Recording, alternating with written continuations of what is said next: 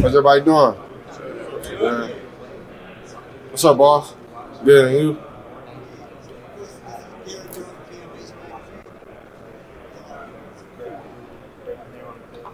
What's the process been like this week so far? Oh, well, go ahead, boss. You ready?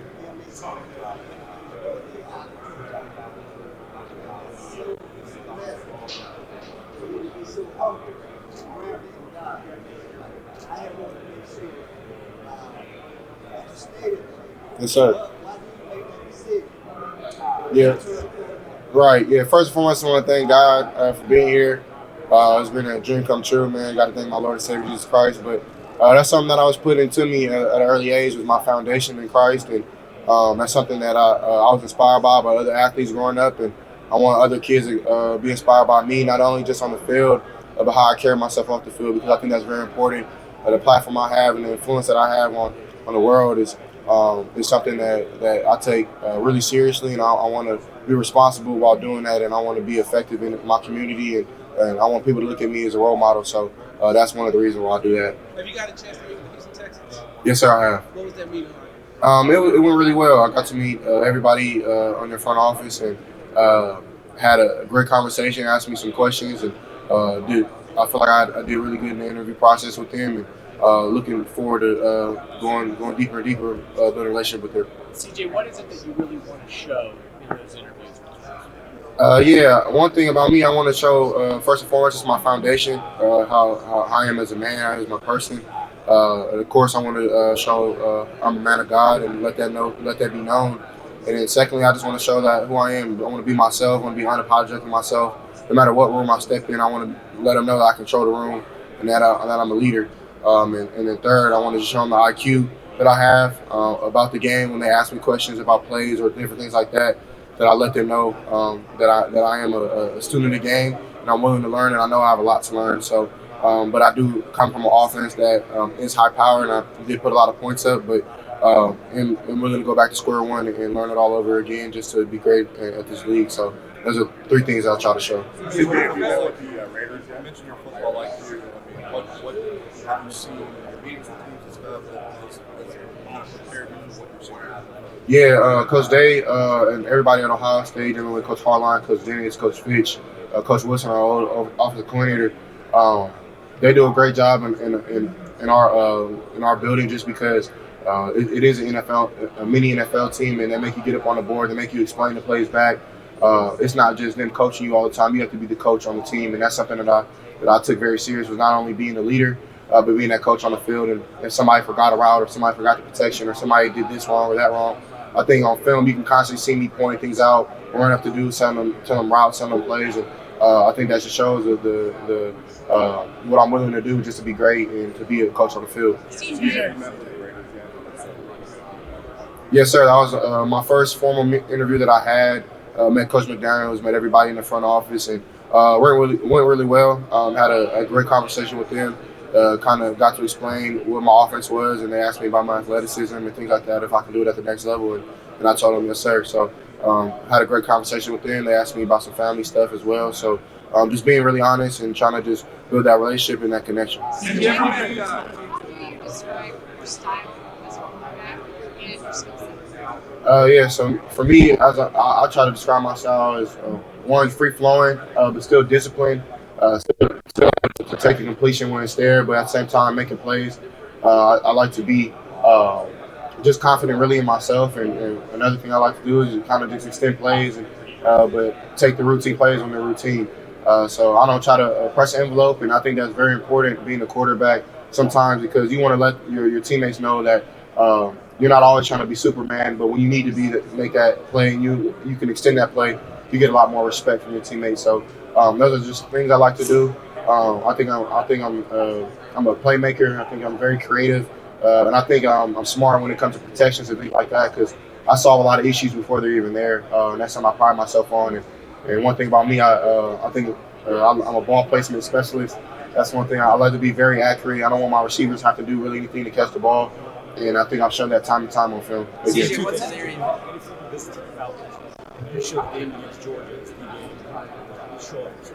Yeah, I've had a formal interview with the Falcons. Met the head coach, met the OC, got to meet the general manager, and yeah, it went very very well.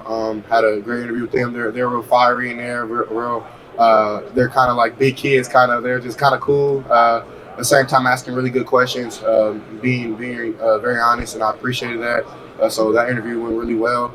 And then I had what was the second question? Sorry. Facing the Bulldogs. Yeah, I mean, everybody kind of highlights their game, but for me, I think you can put on my film. I think I've been the best player in college football 2 years in a row, and I think I've consistently done that. And I think that honestly, I think I haven't even touched my potential yet. I think that I have a lot more to get better at, but I have a lot more to not only prove, not only to y'all, but to myself. And that's something I plan to do because I honestly don't think that I even got close to anything in college yet. So I'm excited to see what I do in the NFL. Coming from a I'm sorry, I can't hear you.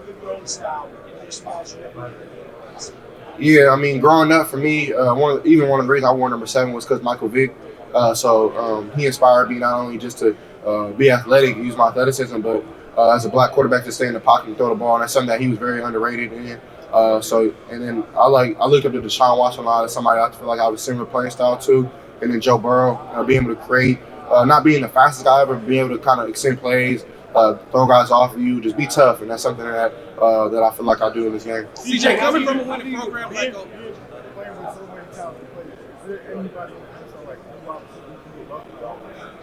Yeah, I mean, I've had to answer this question a couple of times, and I don't want to put nobody on the hot seat and try to say this receiver, that receiver. I mean, when you're in the NFL, I feel like every receiver is kind of dominant, but of course, all those special guys. So I'm excited to see wherever I go, man, and I want to build that connection with every team that is. So if that's any receiver, if that's a tight end, I want to build that with the whole offense and the whole connection of that team. So I don't really have any exact names, but yeah, I'm open to really throw to anybody. CJ, coming from a winning program like Ohio State, how do you mentally prepare yourself to get ready to go to a team an NFL team that maybe going through a rebuild process? Yeah, I mean, for me, that's something I'm not really foreign to. I had to do it in high school, and I know that's a long time ago, and it's not as big as NFL, but it's something that kind of prepared me a little bit for this. And being at a place like Ohio State, they prepare you for things like that. Though it's not always going to be grass, not always going to be green on the side. And that's something that Coach Day consistently tells you. So he prepares you for things like that, and I definitely think that if I do get put in a situation like that, then I'm gonna try to go in there with just complete confidence and remain humble and go to work. Because at the end of the day, trying to flip a script and trying to build something, trying to build not only just a rebuild, but build a franchise and build a dynasty. And that's something I want to do. It takes hard work and it takes consistency. So that's something I'm willing to do. What did you think about Chubbs?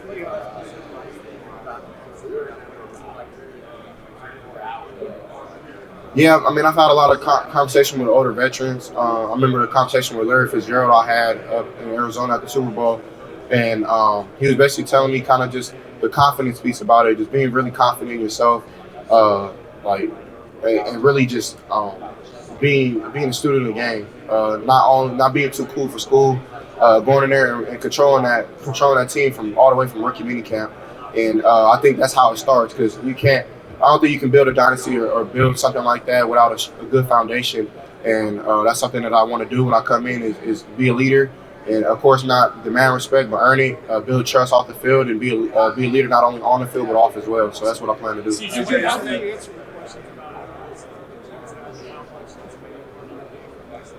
I'll be honest. I told him like I'll tell y'all. I mean, I didn't do it a lot in college, and I feel like I should have, and it's something I do regret. I feel like I could have done it a lot more, but I think if you turn on the film, you really watch what I do, and you really look at film game to game. I have used my athleticism not only just in the Georgia game, where I did it a lot. I've done it in every other game. I've had tough third down runs. I've had tough fourth down runs. But it is times where I didn't run the ball, or maybe I should have. And I feel like that's something that I learned, and that's what football is about, man. It's about stepping back up to the plate and going back and working hard and fixing those problems. So that's something that I plan to fix, and I'll show my pro day, I'll show my athletics, I'll show my availability to escape pressure. And I've done it before on film, but since people don't think I can do it, I'm going to do it again. CJ, what did you think of Justin Fields this season, your fellow Ohio State? Yeah, I was proud of him, man. There's so many times you get knocked back down, but I feel like a true man's character is when you get knocked down, how do you get up? And he's got up every time, and he stepped up to the plate. and he hasn't blamed anybody, hasn't pointed no fingers, he hasn't anything. And as a human, that just shows you what type of man he is and what type of family he comes from. So just knowing kind of him as a person, I mean, that's really cool. Just because it's hard, man. You get hit so hard, so many times, hard in the face. You have to make plays using your feet, and he ain't no damn running back. He's a quarterback.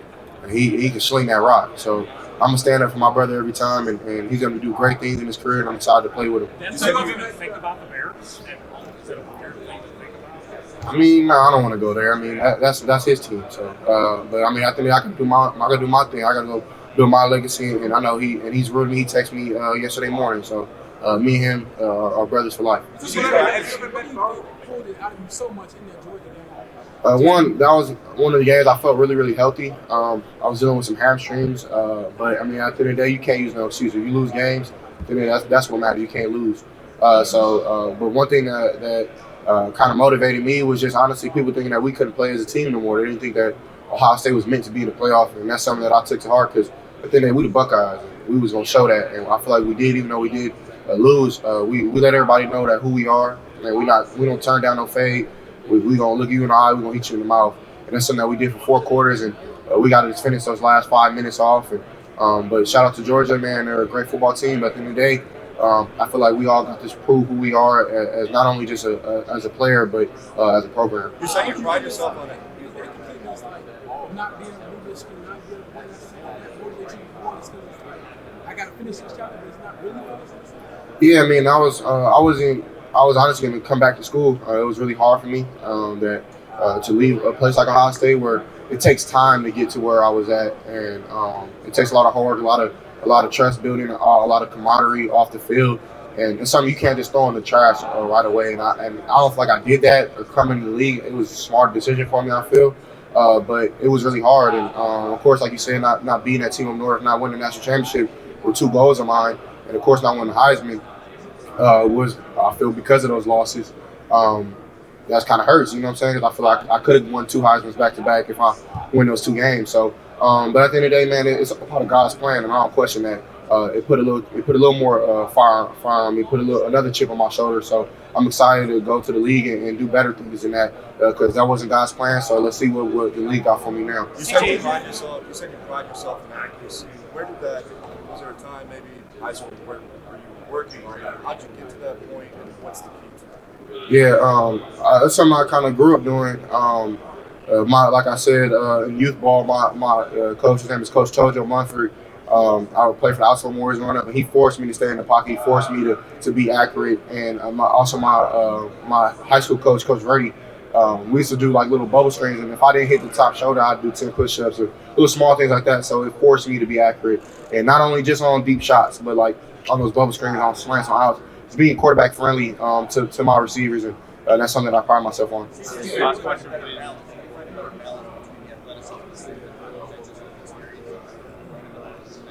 No, I mean, if you watch my film, I think I can show the balance. But at the end of the day, when dudes are open, you feed your guys the ball, or they look at you like you're crazy when you walk back to the sideline. So I think if you're open, you're gonna get the ball messing with me, or if it's I know how to. I think something that I'm good at too, and I'm not trying to toot my own horn, but I throw guys open, and that's something that I think is rare because at the league, dudes aren't wide open, and I think I've done that in my career where guys aren't wide open, but I try to throw them that way. I try to throw them down. I try to throw them out. I try to throw it over his shoulder, things like that, because separation is not always going to be there. So that's something that I pride myself on. And sometimes I get so, invested in the read because, I mean, you spend 8 hours on one play. I guarantee you're not going to just go 1, 2 run. You're going to go 1, 2, 3, 4 and really try to figure out who's open. And you want to feed your guys the rock, man. Everybody at Ohio State that I played with from year 1 to year 2 is extremely hard workers, and I want to feed them. You know what I'm saying? I want them to eat just like I am. So that's something that I pride myself on. But when it's time to dip my shoulder and go get that first down or something like that, I'm going to do that too. Great, thank you. Grab that nameplate. We can head back to. Thank you guys, man. God bless.